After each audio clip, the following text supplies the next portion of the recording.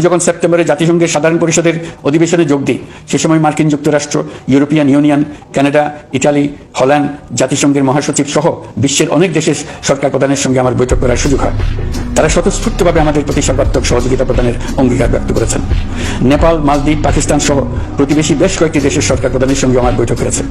তারা সম্পূর্ণ নতুনভাবে আমাদের জন্য সহায়তার নতুন ছক তৈরি করার কাজ শুরু করেছেন। যেসব রাষ্ট্রদূত দিল্লিতে অফিস করেন, তারা দিল্লি থেকে এসে দেখা করে গেছেন। ইউরোপিয়ান ইউনিয়নের 20 দেশের 20 জন রাষ্ট্রদূত দিল্লিতে থাকেন, 7 দেশের 7 রাষ্ট্রদূত ঢাকায় আছেন। দিল্লি থেকে একসঙ্গে 20 জন রাষ্ট্রদূত সহ মোট 27 রাষ্ট্রদূত সমবেতভাবে আমার সঙ্গে বৈঠক করার জন্য আগামী কয়েকদিনের মধ্যে ঢাকায় আসছেন। আগে কখনো ইউরোপিয়ান ইউনিয়নের 27 জন রাষ্ট্রদূত একত্র হয়ে সরকারের সঙ্গে আলোচনায় বসেনি। দিল্লি থেকে বিশাল সংখ্যক রাষ্ট্রদূত একসঙ্গে বৈঠক করার জন্য কোনোদিন আসেনি। এবার এই কাজটি করার পেছনে আছে ইউরোপিয়ান ইউনিয়নের সমর্থন প্রকাশ করা এবং অর্থনৈতিক ক্ষেত্রে উচ্চ পর্যায়ের সহযোগিতা গড়ে তোলা।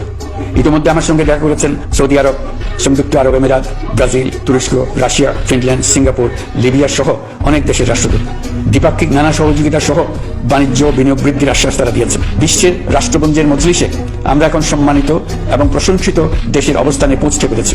এর কারণে পরাজিত শক্তি নানা কৌশল করেও তাদের দিকে দৃষ্টি আকর্ষণ করতে পারছে না।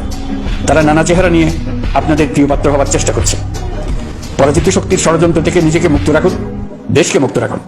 বিপক্ষ শক্তি যত শক্তিশালী হোক, নাশকতার যত রকম উদ্ভট পরিকল্পনাই করুক, সবকিছু নস্যাৎ করার জন্য প্রস্তুত থাকুন।